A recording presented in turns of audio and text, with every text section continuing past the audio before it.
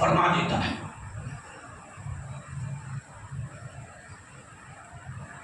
اللہ نے ہر رات کی قسم نہیں کھائی ہے، جس رات کے بارے میں اللہ نے قسم کھائی وہ اہم رات ہے۔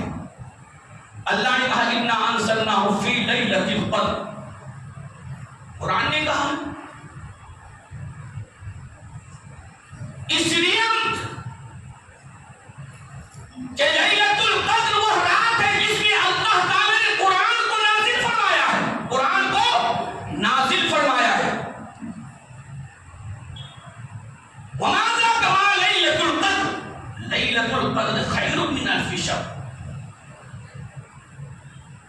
ہزار مہینے کی راتوں سے افضل وہ رات ہے شب قدر والی۔ شب قدر ہزار مہینوں کی راتوں سے افضل رات ہے، کیوں؟ اللہ نے کہا ہم نے اس سے قرآن نازل فرمایا، قرآن اللہ تبارک و تعالی نے کہا والفجر ولیال عشر، قسم ہے فجر کی اور اس 10 راتوں کی۔ اس رات سے کون سے مراد ہے؟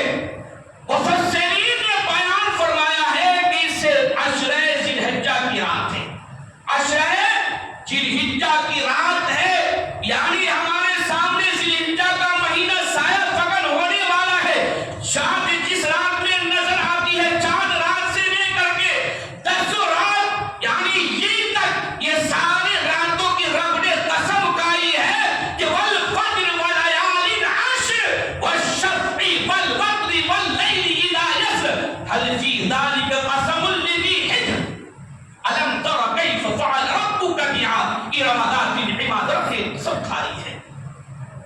تو مفسرین فرماتے ہیں کہ اس رات سے ذی الحجہ کی 10 رات مراد ہے، 10 رات مراد ہے۔ اس رات کی بھی رب نے قسم کھائی ہے، اور جس رات کی، جس دن کی، جس فجر کی رب قسم کھا دے تو وہ رات بھی، وہ فجر بھی، وہ دن بھی، وہ رات بھی اللہ کے نزدیک بہت ہی بابرکت اور مبارک رات ہوتی ہے، مبارک رات ہوتی ہے۔ جب مبارک رات ہوتی ہے، بابرکت رات ہوتی ہے تو اس میں عبادت کرنا بھی بابرکت ہوتا ہے، عبادت کرنا بھی، ریاضت کرنا بھی، بندگی کرنا بھی، اللہ سے مانگنا بھی، اللہ کے پاس رونا بھی بندے کے لیے بہت ہی اونچا مقام ہوتا ہے، اونچا مقام ہوتا ہے۔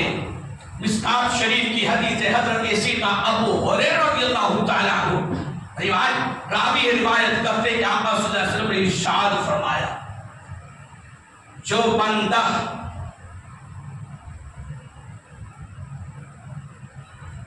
اس 10 دن میں، عشرہ ذی الحجہ کی 10 دن میں اللہ کی عبادت کرتا ہے، روزہ رکھتا ہے، روزہ رکھتا ہے، اللہ تبارک و تعالی اس کے پچھلے پورے سال کے گناہ کو معاف فرما دیتا ہے۔ مشکوٰۃ شریف کی حدیث حضرت سیدنا ابو ہریرہ رضی اللہ تعالیٰ اس کے راوی ہے، فرماتے کہ اللہ تبارک و تعالی عشرہ ذی الحجہ کے 10 دن یعنی 9 دن روزہ رکھنے سے، یا ایک دن روزہ رکھتے یا 9 دن روزہ رکھتے، کیونکہ عید کے دن، بقرعید کے دن جو روزہ نہیں رکھ سکتے، اسی لیے 9 دن جو روزہ رکھتا ہے، ایک دن کی فضیلت یہ ہے کہ اللہ تبارک و تعالی اس کے پچھلے سال کے گناہ کو معاف فرماتے ہیں، ایک سال کے گناہ کو معاف فرماتا ہے۔ اور آقا فرماتے ہیں، حضرت ابو ہریرہ روایت ہے، آقا فرماتے ہیں کہ جس رات میں آدمی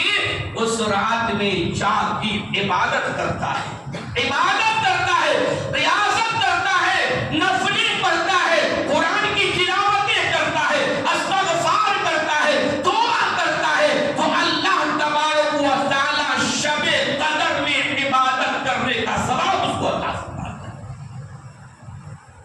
اور شب قدر میں آپ نے بھی بتایا کہ شب قدر میں عبادت کرنے سے اللہ تعالی، چونکہ رب نے کہا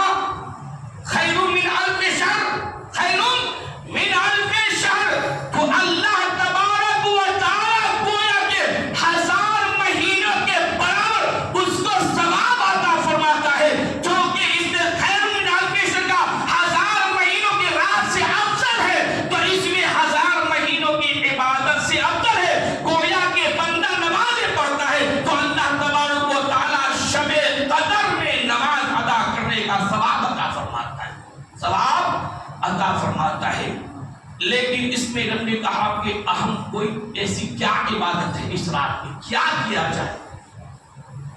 مشکات شریف کے حضرت ابو ہریرہ فرماتے ہیں کہ اللہ تبارک و تعالی نے فرمایا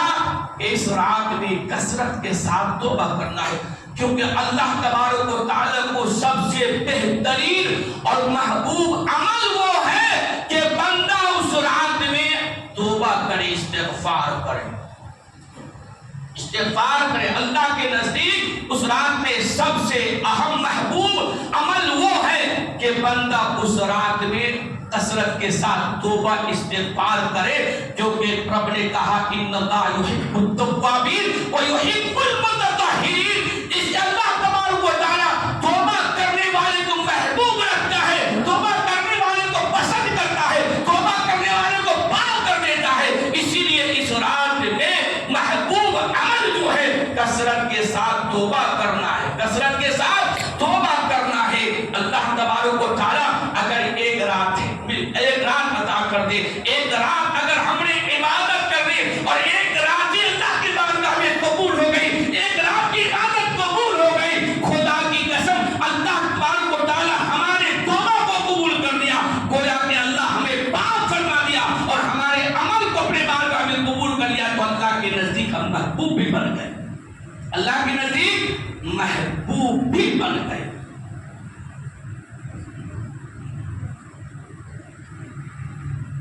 حضرت سعید بن مسیب تابعی ہے، حضرت سعید بن مسیب رضی اللہ عنہ وہ تابعی ہے جو واقع حرہ،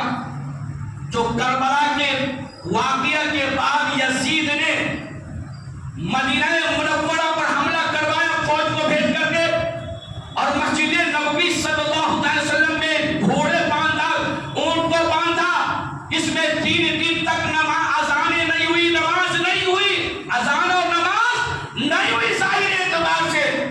تو اس حضرت سعید بن مسیب ہے جو دیوانہ بن کر کے، پاگل بن کر کے مسجد نبوی میں رہ کر کے خود بیان کرتے ہیں میں دیوانہ پاگل نہ تھا، لیکن جب نماز کے وقت ہوتی، اذان کے وقت ہوتی، تو میں گنبد خضرا سے اذان کی آواز بھی سنتا تھا اور اقامت کی آواز بھی سنتا تھا اور جو ہے تکبیر بھی سنتا تھا، نماز بھی پڑھنا سنتا تھا۔ میں اس سے آقا کی اقتداء میں جو ہے مسجد نبوی میں دیوانہ بن کر کے جو ہے اذان سنتا، اقامت سنتا، آقا کی اقتداء میں نماز بھی ادا کرتا۔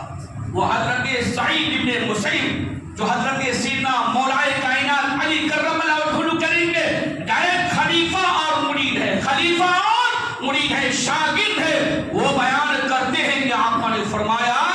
کہ اس رات میں عبادت کرنے سے، اس دن میں روزہ رکھنے سے اللہ تبارک و تعالی یعنی 10 پہلے چاندنی رات سے لے کر کے 8ویں ذی